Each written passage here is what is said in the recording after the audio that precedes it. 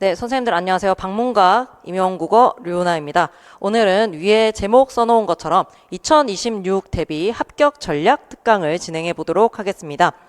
원래 강의 요청을 하시기로는 재수생 이상 선생님들을 대상으로 한 어떤 합격 전략을 안내를 해달라고 말씀을 하시긴 하셨는데요. 이 영상은 전반적으로 지금 대학을 다니고 있든 아니면은 최근에 시험에 응시를 하지 않으시다가 갑자기 좀 도전하고자 하는 마음을 먹으셨든 어떤 상황의 선생님이든지 간에 좀 도움이 될 수 있을 만한 내용을 정리를 해보았습니다. 그래서 오늘 이 영상을 보시면서 본인의 현재 상황을 진단을 하시고 어떻게 하면 내가 합격을 할 수 있을 것인가에 대해서 좀 구체적인 안을 그려보시면 좋을 것 같습니다. 자, 우선은 선생님들 머릿속에 뭐를 넣어두셔야 되냐면요. 여기를 이제 보시면은 요거를 꼭 기억을 하셔야 돼요. 우리의 목표는 무엇이냐?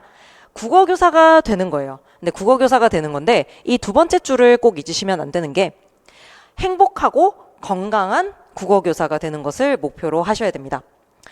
이 두 번째 줄이 충족이 되지 않으면은 선생님들이 학교에 가셔서도 행복 교육을 하기가 좀 많이 어려우세요. 그런데 선생님들께서 사실은 교사가 된다라고 하는 사람들은 굉장히 선량한 사람들이기 때문에 다른 사람에게 도움을 주고자 하는 마음이 굉장히 강한 사람들입니다. 그렇기 때문에 행복하고 건강한 사람이 아닐 경우에 다른 사람을 돕는 일이 굉장히 지치고 힘들어질 수가 있어요. 그렇게 되면은 나의 원래 의도와 다르게 좋은 교사가 아닐지도 모른다라는 생각을 하시게 될 수도 있습니다. 굉장히 각고의 노력을 하셔서 오랜 시간에 걸쳐서 발령을 받으셨는데 이런 마음을 먹으시면은 곤란하겠죠. 그래서 우리의 목표는 행복하고 건강한 국어교사가 되는 것이다. 이거를 꼭 마음속에 기억을 하시고 선생님들께서 계획을 수립을 하실 필요가 있겠습니다. 자, 그러면은 이게 우리의 목표다라고 했었을 때 이 목표에 도달하는 수단이 무엇이냐라고 하면은 합격을 해야 된다라는 것이죠.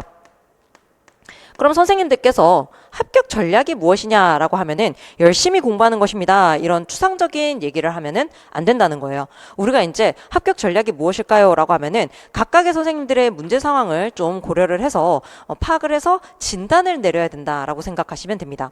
자, 그러면 합격을 하기 위한 길은 무수히 많습니다. 그래서 제가 안내를 해드리는 게 정답이 아닐 수도 있어요. 제가 오늘 알려드리려고 하는 것은 합격 전략은 이것입니다가 아니라 선생님께 맞는 합격 전략을 찾는 방법은 이것입니다. 그러니까 선생님 이제 진단을 내려봅시다 라고 하는 방법론적인 이야기다라고 생각을 하시면 될 것 같아요.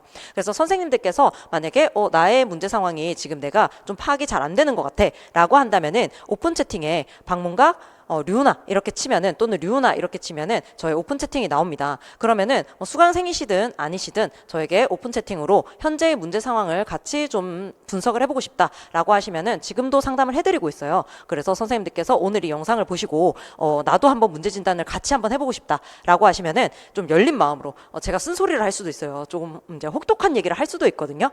그거는 정말 합격하셨으면 하는 마음에서 드리는 말이니까 선생님들께서 좀 열린 마음으로 그런 얘기들 나누고 싶다라고 하시면 연락을 주시면 됩니다. 어쨌든 합격을 하기 위해서 우리가 무엇을 해야 되느냐라고 하면은 좀 단순할 수 있어요. 지금 제가 한번 말씀드려볼게요. 일단은 국어교육론을 잘 해야 되죠. 국어교육론을 잘 하기 위해서는 개론서를 화법, 작문, 독서 2권씩 다 읽고 그 다음에 국어교육의 이해를 다 읽으시면 됩니다. 사실 읽는다의 수준이 아니라 토시 하나 빼놓지 않고 다 외우시면 국어교육론에서 틀릴 만한 문제가 없다라고 보시면 됩니다. 자, 그 다음 이제 문학을 해야 되죠. 문학을 해야 되는데 문학도 쉽습니다. 뭐냐면은 시론 책을 하나 외우시고 그 다음에 서사학 이론이라고 하는 책이 있는데 그 책 외우시고 그 다음에 해법문학 자습서 5권 나와 있는 모든 작품 다 외우시면 됩니다. 쉽죠? 자, 이제 문법도 굉장히 쉬워집니다. 문법도 생각해 보시면은 자, 우리말 문법론, 표준, 중세, 국어, 그 다음에 이제 뭐 의문론 강의라든지 각종 개론서가 있을 겁니다. 다 세보면 5권에서 많게 잡으면 10권 정도가 있는데요. 왜냐하면 최근에 나왔던 어떤 책이 있고 그리고 그 책이 기출 잘 된다고 하니까 선생님들 그거 보실 거잖아요. 그 책까지 한 10권 정도를 다 외우시면 됩니다. 쉽죠?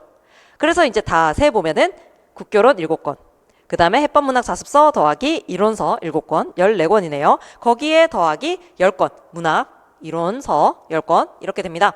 24권의 책을 토시 하나 빼지 않고 다 외우시면은 전공은 만점에 근접하실 수 있게 됩니다. 아주 쉬운 얘기죠. 그러면 왜 그거를 하지 못하느냐? 선생님들께서는 두 마리 토끼를 잡고 싶으신 거예요. 내가 이론도 많이 알아야 되는데 쉽게 공부도 하고 싶다. 이런 얘기를 하시거든요. 엄격하게 말하자면은, 냉정하게 얘기를 하자면은 그런 방법은 없습니다. 쉽게 공부하면서 고득점을 하는 방법은 없다고 보시면 돼요. 다만 지금 그 24권을 전부 다 외우고 시험을 치는 사람이 있느냐? 그건 아니라는 겁니다. 그럼 이제 출제 확률이 높은 것들을 정리를 하고 반복을 해서 내가 그걸 외워서 답안으로 만들어낼 수 있는 수준이 되어야 된다라는 얘기예요. 우리가 목표로 하는 것은 평균을 넘어서는 게 아닙니다. 평균을 넘어서는 게 아니라 최상위 10% 이내 또는 4% 이내로 넘어가서 커트라인을 안정적으로 넘기는 것을 목표로 하셔야 된다라는 겁니다. 자, 그럼 우리의 목표는 합격이다. 그럼 합격을 하기 위해서는 무엇을 해야 되느냐? 대안을 마련을 해야 된다. 근데 대안을 마련하기 위해서는 무엇을 해야 되느냐? 나의 문제가 무엇인지를 알아야 된다. 근데 나의 문제가 무엇인지 알기 위해서는 여기부터 가셔야 되겠죠. 자신이 어떤 상황인지 본인의 환경 분석부터 하셔야 됩니다.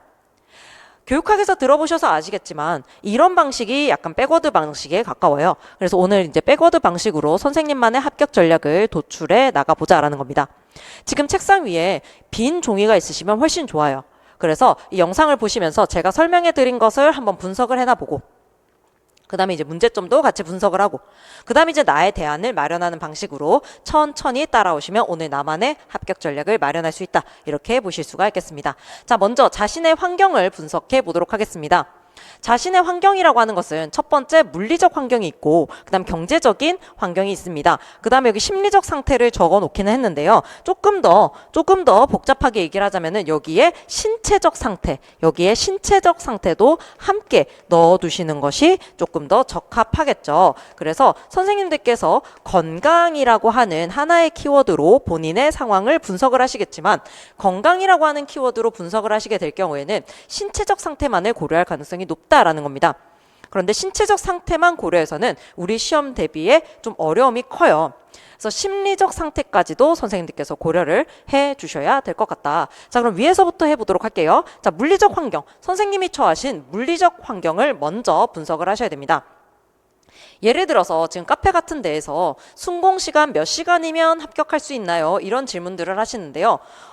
크게 도움이 안 되는 질문들이라고 생각을 해요. 왜냐면은 사람에 따라서는 10분을 집중하는 게 어려울 수도 있기 때문에 8시간을 10분씩 쪼개서 집중을 해야 되는데 그거를 그냥 통으로 4시간, 5시간 이렇게 앉아있기 때문에 10분만 집중을 하고 나머지는 다 가져다 버릴 수도 있거든요. 그래서 선생님들이 어떤 시간을 고려할 때는 순공 시간이라기보다는 내가 굉장히 몸이 아프다 하더라도 내가 굉장히 몸이 아프다 하더라도 집중할 수 있는 최소 시간이 어느 정도인가 라고 하는 것을 먼저 판단을 하셔야 돼요. 나는 어떤 것에 몰입을 하면 아주 오랫동안 공부를 할 수 있는가, 무언가를 할 수 있는가라고 하는 것을 먼저 판단을 하셔야 됩니다. 이 시간을 고려를 하실 때 가장 먼저 고려를 하셔야 되는 것은 무엇이다? 몰입 수준입니다. 나의 몰입 수준을 선생님들께서 측정을 해내셔야 된다라는 겁니다. 방금 말씀드렸다시피 만약에 내가 상태가 정말 안 좋다 하더라도 그래도 적어도 이 정도는 집중을 할 수 있다. 무언가 재밌는 것이 주어지면은 집중을 할 수 있다 라고 한다면은 그 시간이 몰입 시간이라고 할 수가 있습니다. 저 같은 경우에는 무언가에 몰입을 한다면 그게 제가 좋아하는 거라면 몇 시간이고 집중을 할 수 있는 상황이에요. 그거는 제 성향 자체가 굉장히 약간 치밀하다고 해야 될까요? 저 같은 경우에는 게임을 할 때에도 어떤 게임에 빠지게 되면 밤을 새서라도 끝판을 보고 잠이 드는 편이거든요. 그 정도로 저는 어떤 것에 몰입을 하면은 집중을 할 수 있는 그런 성향의 사람입니다. 근데 모두가 이런 상황은 아닐 거라는 거예요. 그러면 계속해서 저랑 비교를 해가지고 본인 스스로를 깎아내릴 것이냐? 그것이 아니라 본인의 한계를 인정하셔야 된다라는 거예요. 본인의 한계를 인정하지 않고 매일같이 나는 이걸 잘못했어. 예를 들어서 나는 하루에 3시간씩 공부를 할 거다라고 했는데 내가 3시간을 공부 못하는 사람이에요. 그러면 매일같이 내가 3시간을 공부하지 않았기 때문에 나는 나쁜 사람이야 이렇게 생각할 게 아니라 애초에 기초선 설정이 잘못되었다. 그게 선생님의 잘못이다라고 생각을 하셔야 됩니다. 즉, 자기 스스로의 상태를 모르는 것은 잘못이 될 수 있습니다. 다만 자기 스스로의 상태를 정확하게 아는데 그날그날의 어떤 특별한 이슈 때문에 좀 집중을 못 하시거나 아니면 공부가 덜 되시거나 이거는 매일 반복적으로 일어나는 일이 아니기 때문에 그건 어쩔 수 없는 부분이라는 거예요. 근데 선생님께서 공부를 하고 있으신데 매번 똑같이 어떤 문제가 발생을 한다라고 한다면 그건 선생님께서 자기 스스로를 과신하고 있고 문제를 잘못 파악했기 때문에 나아질 가능성도 없다고 보시면 됩니다. 지금 나아지고 싶어서 이 영상을 보고 있으시다면은 반복적으로 일어나고 있는 문제가 없는지부터 먼저 파악을 하셔야 됩니다. 자, 그럼 시간 부분에 있어서는 몰입 수준과 그 다음에 육아를 하시는 선생님들도 있으실 거고 그 다음에 일을 병행하는 선생님들도 있으실 수 있다고 생각을 해요. 그러면 그런 시간은 애초에 빼버리고 나머지 시간 중에서 내가 매일 똑같이 확보할 수 있는 시간, 제가 말씀드렸던 매일 똑같이 확보할 수 있는 최소 시간을 계산하셔야 됩니다. 근데 이런 거 계산하실 때 처음에 무리하시면 안 돼요. 뭐냐면은 내가 그래도 퇴근하고 나면은 5시인데 5시부터 10시까지 공부할 수 있을 것 같아 라고 했는데 이분이 가정이 있으시다. 그럼 아이들 밥도 차려줘야 되고 그 다음에 설거지도 해야 되고 이런 모든 것들을 계산을 해야 되거든요. 근데 그걸 계산하지 않고 난 5시부터 공부할 수 있어 라고 이렇게 계산을 해버리면은 스트레스밖에 안 받아요. 방금 제가 말씀드렸던 반복해서 일어나는 어떤 문제 상황을 맞이할 수밖에 없다라는 거죠.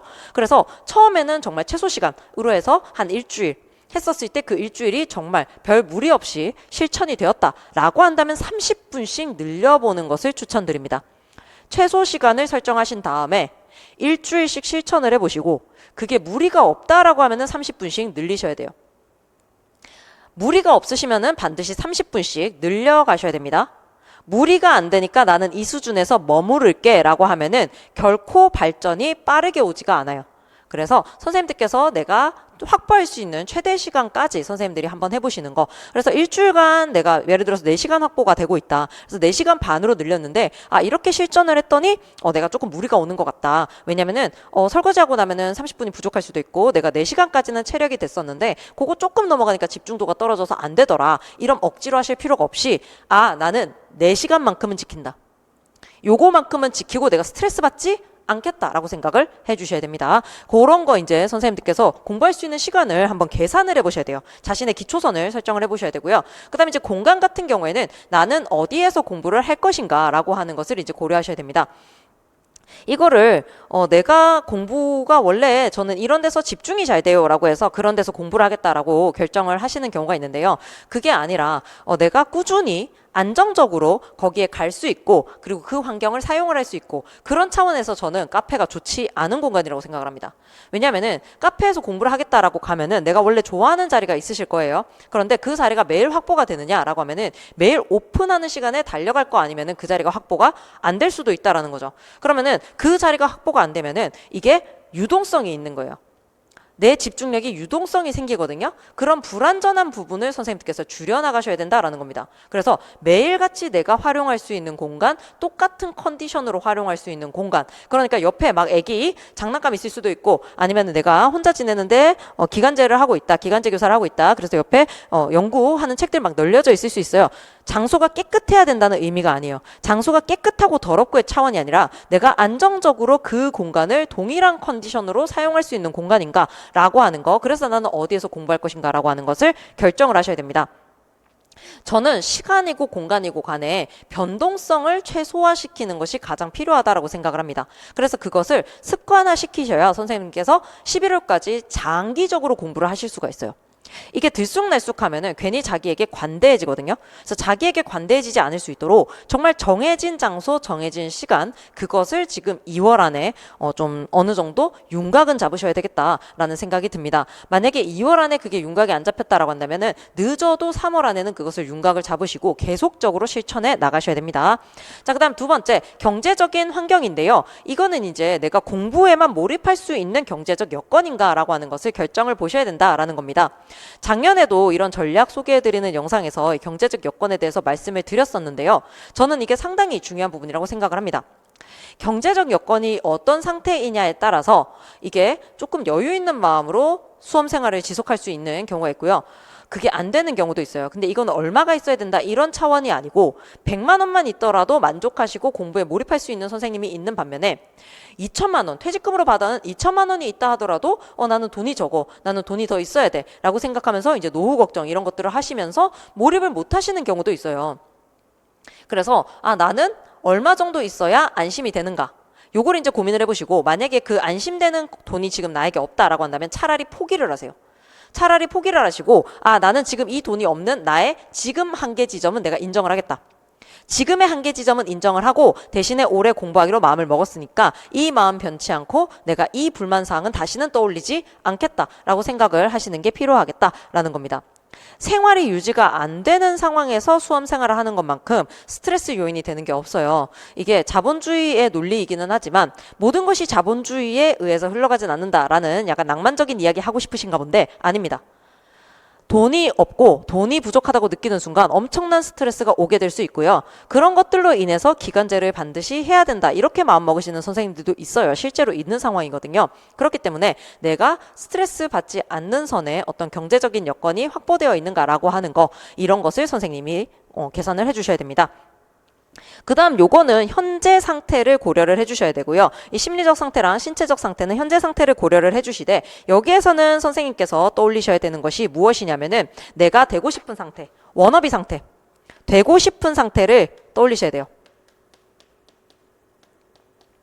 되고 싶은 상태를 이제 떠올리시고, 예를 들어서 이제 하루에 졸리지 않는 상황을 만들고 싶다, 뭐 이런 것들을 떠올리셔야 됩니다. 그런 다음에 이게 되기 위해서는 어떻게 해야 되는가라고 하는 그 플랜을, 3달짜리 플랜을 수립을 하셔야 됩니다. 100일 안에 내가 이 상태를 만들어 보겠다. 사실 이 건강 상태, 심리적인 건강 상태와 신체적인 건강 상태의 뒷받침이 되지 않고서는 지속성이 떨어집니다. 이게 어떤 지구력이 떨어진다라고 이야기를 하셔야 될 것 같아요. 그런데 지구력이 떨어지게 되면은 결국은 이게 짜증이 안 날 만한 부분인데도 불구하고 짜증이 나게 됩니다. 심리적 변동이 생기는 거죠. 그러면 선생님께서 공부에만 에너지를 쓰셔도 모자랄 판에 지금 본인의 마음 돌보는데 에너지를 추가로 쓰셔야 된다라는 개념이거든요. 그거를 안고 가실 필요가 없다는 거예요.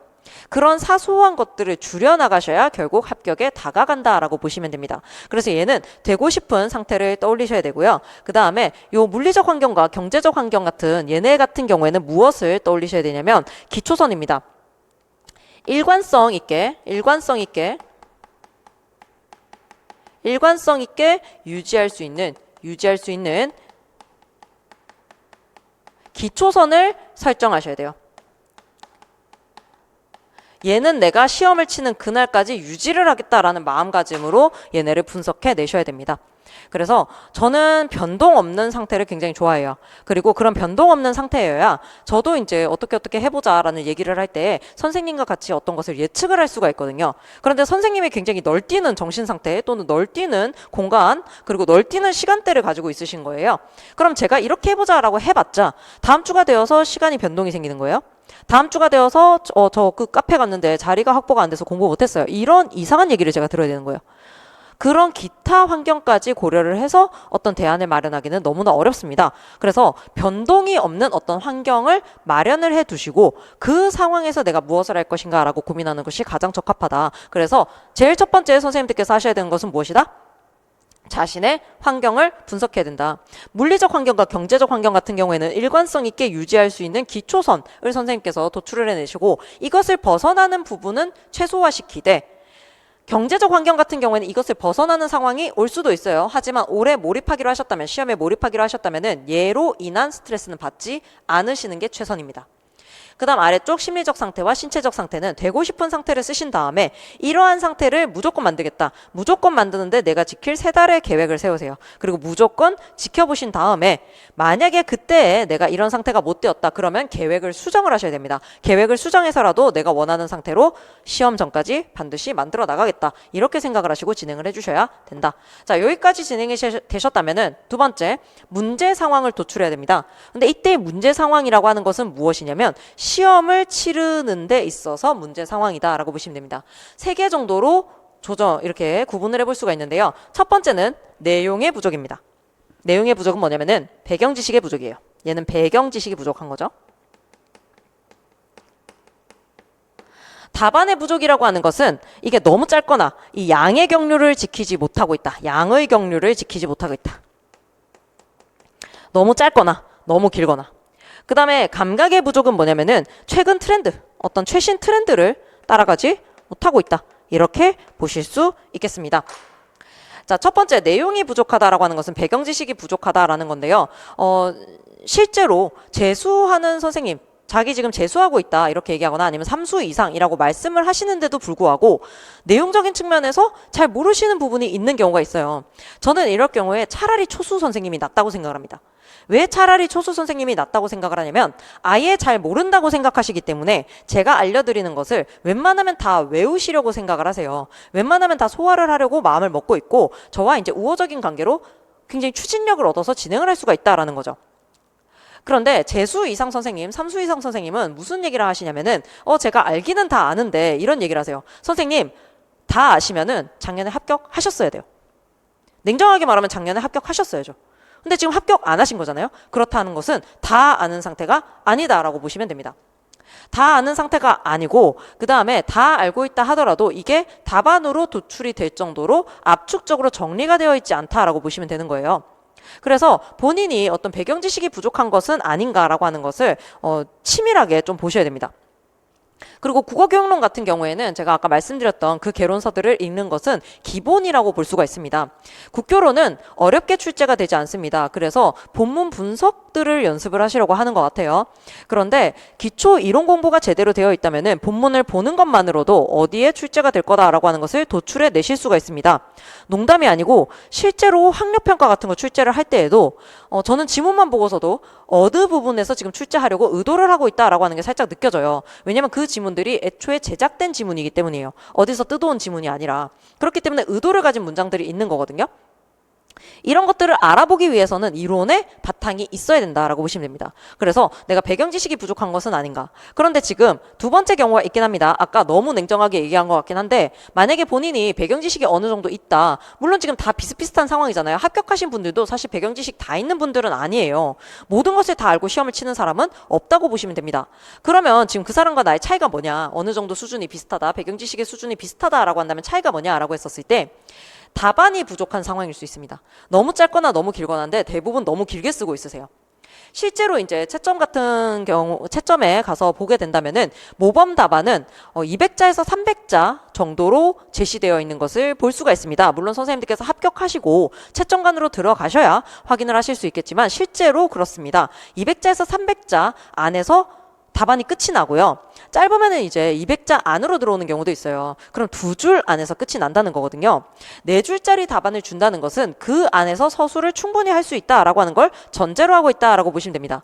그런데 선생님들께서는 그거를 30cm 자로 두 줄을 쪼개신 다음에 8줄씩을 쓰고 있으시다라는 거거든요. 그 자체가 시간의 낭비입니다. 시간의 낭비이기 때문에 선생님들이 답안을 조정해 나가실 필요가 있다라는 거죠. 그럼 이 답안은 어떻게 하면 깔끔해지느냐라고 했었을 때 계속 써보고 다른 사람과 채점을 한번 해보고 아니면은 전문가에게 피드백을 받거나 해서 문장 쓰는 방식 자체를 바꾸셔야 됩니다. 문장 쓰는 방식 자체를 획기적으로 바꿔 나가실 필요가 있다라고 생각을 합니다. 그래서 올해 이제 우리 기출이 됐었죠. 주장이 있고 근거가 있고 이래야 되는데 얘가 근거가 없이 서술이 되었다. 이런 얘의 문제점을 지도해봐라. 이런 문제가 나왔는데 실제로 선생님들이 쓰시는 글도 그와 유사한 경우가 많습니다. 주장만 제시되어 있지 그리고 그것을 중원부원 했던 얘기 또 하고 했던 얘기 또 하고 이런 방식을 취하고 있지 정확하게 출제자가 의도한 부분을 쓰지 못하고 있다라고 하는 걸 알 수가 있거든요. 그래서 답안의 부족은 양의 경률과 그 다음에 이제 두 번째로는 방금 이제 얘기할 때 나오긴 했는데요. 관련성의 경률을 어기는 경우들이 있어요. 뭐냐면은 출제자 의도에서 벗어나는 답안을 작성을 하는 경우가 있다는 거죠. 그래서 요거는 이제 강사분들이 모의고사를 출제하는 거 그 연습을 하시면서 강사분들에게 피드백을 얻거나 아니면 다른 분들과 이제 채점 스터디 같은 것들을 하면서 개선해 나가실 수 있는 부분이라고 생각을 합니다. 그런데 조금 합격하신 선생님들이나 어쨌든 이 답안을 정확하게 구성되었는지를 검토할 수 있는 어떤 안목을 가진 사람에게 최대한 그런 안목을 가진 사람을 주변에서 찾으셔서 그분에게 도움을 요청하시는 것이 효과적이지 비슷비슷하게 이제 초수이신 분들끼리 모여가지고 이 답이 맞다 저 답이 맞다 하시면서 와 우리 너무 잘 썼다 이렇게 하면서 헤어지면은 내년에도 와 우리 잘 썼다 이렇게 하고 있으실 가능성도 있다는 거예요. 그래서 올해 합격이 목표라고 한다면은 철저히 비즈니스 관계로 서로에게 피해를 주지 않는 않는 대신에 최선의 목표를 도달시키겠다라고 하는 마음으로 작업을 할 수 있는 사람들과 협업을 하시는 것을 추천드리고 싶습니다. 세 번째는 감각의 부족인데요. 이 경우는 지금 작년에 TO가 너무 많다 보니까 새롭게 도전을 좀 마음 먹으신 분들이 많이 계신 것 같아요. 그런데 예전에 기출문제를 푸시다 보니까 예전 스타일로 문제를 접근하시는 경우들이 있다라는 겁니다. 물론 최근에 와서 엄청나게 변화가 있다 이렇게 말씀드리기는 어려울 것 같아요. 그럼에도 불구하고 이제 최근에는 어떤 이론들이 좀 주목을 받고 있고 그다음에 작품의 경우에는 어떤 것들을 중심으로 봐야 될 것 같다라고 하는 나름의 기출문제 접근법이 있을 수 있잖아요. 그런 것들을 이제 보시는 방법이 필요하다라는 겁니다. 요거는 이제 선생님들께서 직접적으로 이런 트렌드를 알기 위해서는 기출문제 분석을 반드시 해보셔야 돼요. 그래서 내용이 부족한 것은 개론서로 채워 나가셔야 된다. 답안이 부족한 것은 전문가에게 피드백을 받아 나가셔야 될 것 같다. 그다음 감각이 부족한 것, 기출문제 보는 눈이 없는 것은 기출문제 분석을 하시면서 채워 나가야 될 것 같다라는 겁니다. 자, 그러면 해결 방안은 지금 제시를 해드렸어요. 내용이 부족한 것은 무엇? 개론서를 가지고 좀 보셔야 될 것 같다. 그리고 반복 암기입니다. 반복 암기. 선생님들께서 이제 내가 알고 있는 것을 그냥 쓸 수 있겠지. 아닙니다. 연습해 보시면은 실제로 쓰지 못하는 경우들도 많이 있어요. 그래서 반복 암기 반드시 해주셔야 되고요. 답안이 부족한 것은 전문가 찾아서 피드백을 받아야 된다. 그 다음에 감각이 부족하신 것은 기출문제 분석을 하셔야 된다. 그럼 이 모든 것을 이제 해결 방안으로 도출하셔야 되는데 개론서를 어떻게 읽을 것이냐? 전문가를 어떻게 찾을 것이냐? 기출문제를 어떻게 분석할 것이냐? 이렇게 생각하셔야 되는 거예요. 이제 어떻게 해당되는 것을 제시를 해야 되는 상황입니다. 이해가 되셨을까요? 자, 여기에서 나온 해결 방안은 개론서, 그 다음 답안이 부족한 건 전문가, 그 다음에 감각이 부족한 건 기출문제 이렇게 했어요. 이제 이것들을 내가 어떻게 채워갈 것이냐라고 하는 것이 대안이라고 보시면 되겠습니다. 근데 이 경우에는 본인의 성향을 굉장히 잘 아셔야 돼요. 본인의 성향, 이거 성격을 잘 아셔야 되는데 뭐 MBTI를 까자 이런 얘기가 아니고 뭐냐면은 자기주도 학습이 굉장히 잘 맞는 사람들이 있습니다. 대부분의 이제 완벽주의자 성향을 가지고 있는 사람들이 자기주도 학습이 잘 맞는데요. 이 경우에는 강사의 강의를 듣는다고 하더라도 크게 도움이 안 되실 가능성도 있습니다. 자기 스스로 또 공부를 해야 되기 때문에 괜히 시간이 2번 낭비가 되는 문제가 발생할 수도 있다라는 거죠. 그런데 이런 완벽주의자 성향의 사람이라 하더라도 강의가 도움이 되는 경우가 있습니다. 그것은 아예 기초가 부족할 경우에는 빠른 속도로 강의를 들어서 그 기초를 채운 다음에 나머지 부분을 본인이 자기주도 학습으로 심화학습을 하게 된다면은 훨씬 효율적으로 공부를 하실 수가 있게 된다라는 거죠. 그래서 자기주도 학습이 어울리는 사람은 약간 리더십이 강하고 그 다음에 완벽주의자 성향이 있는 사람, 이런 분들은 자기주도 학습이 훨씬 맞습니다. 강의 듣는 시간을 줄여서 오히려 본인이 심화학습을 하시는 것이 더 맞는 방향일 수 있겠다. 자, 스터디가 잘 맞는 사람들은 어떤 사람들이냐? 이 사람들은 의존적인 사람일 가능성이 높습니다. 가만히 냅두면은 자기만의 어떤 상상을 하면서 하루 종일 생각을 하면서 놀 수도 있는 그런 사람들이 존재해요. 실제로 존재하고 저도 약간 그런 사람에 가깝기도 한데 어쨌든 저는 두 가지 성향이 다 있었어요. 저는 완벽주의자 성향도 있었고 그 다음에 가만히 냅두면 하루 종일 뭔가를 할 수 있는 그런 사람이기도 했었습니다. 그래서 이제 제가 사용했던 방법은 오전에는 자기주도적으로 공부를 하고 저녁 이후에는 스터디를 짜서 제가 오전에 공부한 것들을 복습할 수 있는 어떤 NPC들을 모집했다라고 보시면 될 것 같거든요. 그래서 저는 저의 스케줄 관리를 스터디로 했다. 이렇게 보시면 될 것 같아요. 그래서 스터디의 목적은 두 가지가 있다라고 보실 수 있는데 첫 번째는 스케줄 관리입니다. 나는 내 스케줄을 이렇게 치열하게 관리할 수는 없는데 혼자 있으면은 다른 사람과 어떤 협업을 했을 때는 나름 책임감이 있는 사람이다. 그래서 이 스케줄 따라갈 수 있다라고 한다면은 스터디를 하셔도 됩니다. 그런데 예전에 이런 책임감은 있지만 자기 스스로 공부를 심화하지 않는 사람의 경우에는 스터디를 하는 거나 자기주도 학습하는 거나 거의 효과가 동일했어요. 저는 사실 스터디를 하게 되면은 인간관계에서 오는 스트레스가 있기 때문에 그만큼은 더 이익이 있어야 된다라고 생각하는 편입니다. 그럼 선생님들께서는 그 이익이 무엇이라고 생각하십니까? 본인 나름의 목적이 있고 이익이 있어야 스터디에 참여한다라고 보시면 돼요. 지금 약간 스터디 중독처럼 스터디를 막 10개씩 하시는 이런 분들도 있는데 저는 그 부분에 대해서는 회의적인 편입니다. 자기 스스로 소화하는 시간도 필요한데 10개 정도의 스터디를 돌리기 위해서는 자기만의 소화 시간이 부족한 상황이거든요. 그래서 딱 전략적으로 나에게 필요한 부분만 스터디를 했으면 좋겠다.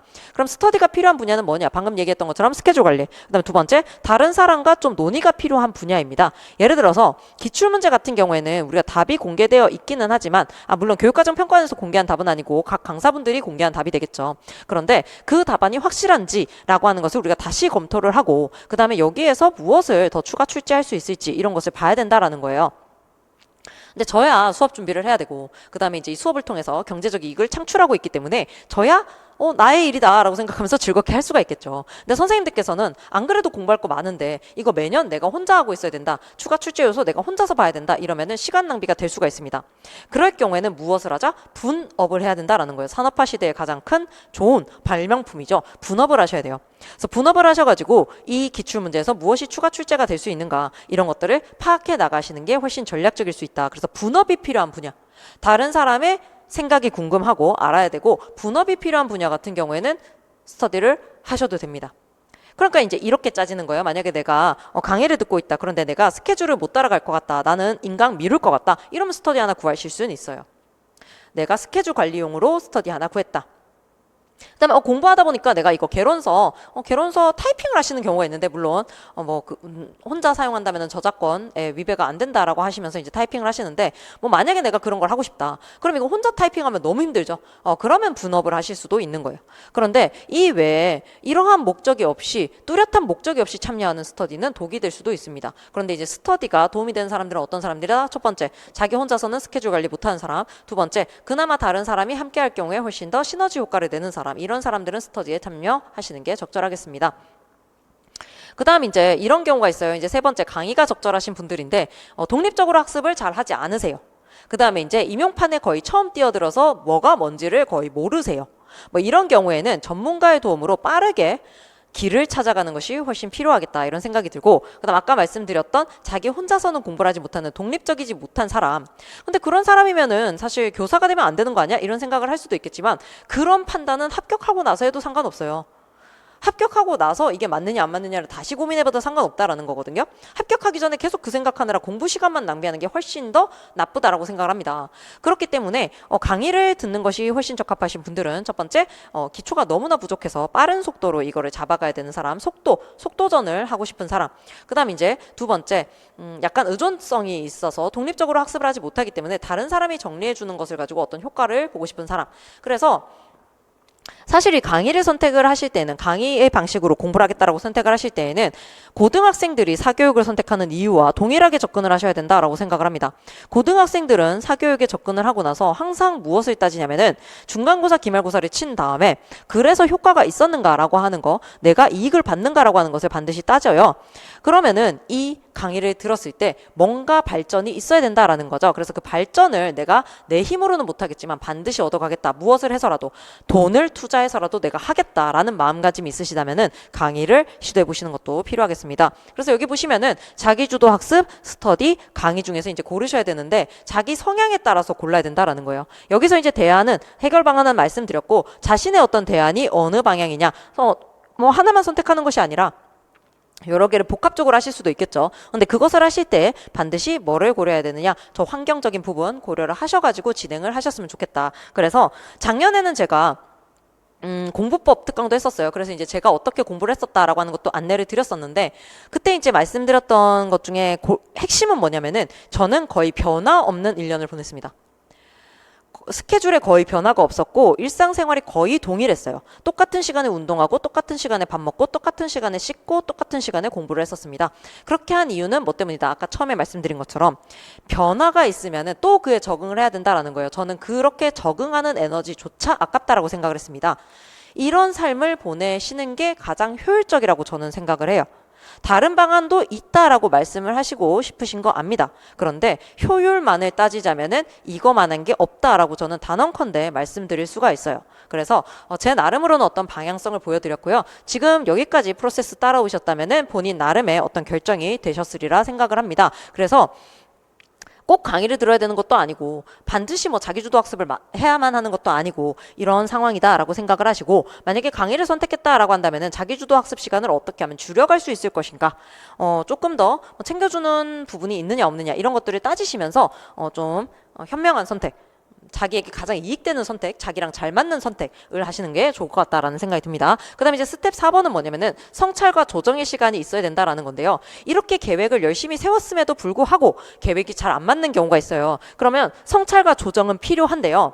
제가 추천드리는 거는 여기까지의 선택을 신중하게 하셔서 웬만하면은 성찰과 조정을 안 하시는 쪽을 추천드립니다. 왜?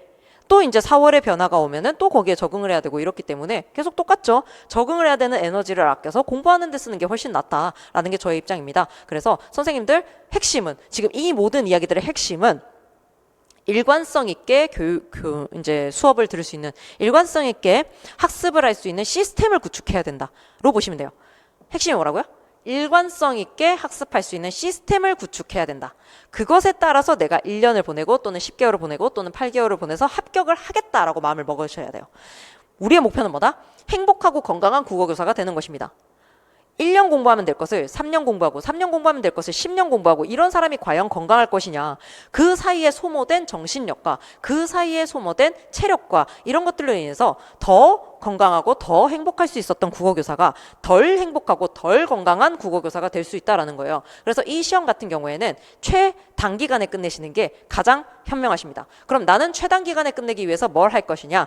일관성 있게 적용할 수 있는, 그리고 내가 반드시 성장할 수 있는 어떤 프로세스를 만들어내겠다, 시스템을 만들어내겠다라고 생각을 하시고 자신의 환경 분석부터 오늘 시작하시기 바랍니다. 약간 길게 말씀을 드리기는 했는데요. 어쨌든 이런 과정을 따라오시면은 선생님 나름의 학습 전략을 만드실 수 있을 거라 생각합니다.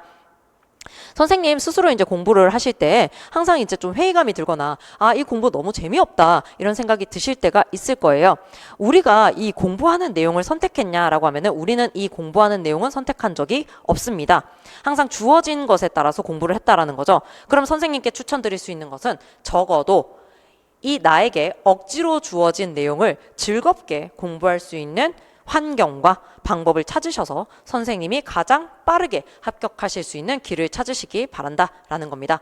궁금한 점이 있으시다면 아까 처음에 안내드린 것처럼 오픈 채팅으로 연락 주시면은 늦게 확인하는 한이 있더라도 언제나 답변은 드리고 있기 때문에 항상 답변 기다리시기만 하면은 언젠가는 답변 도달한다라는 믿음을 가지시고 조금만 기다려주시면 될 것 같습니다. 이상 방문각 임용국어 류나였습니다.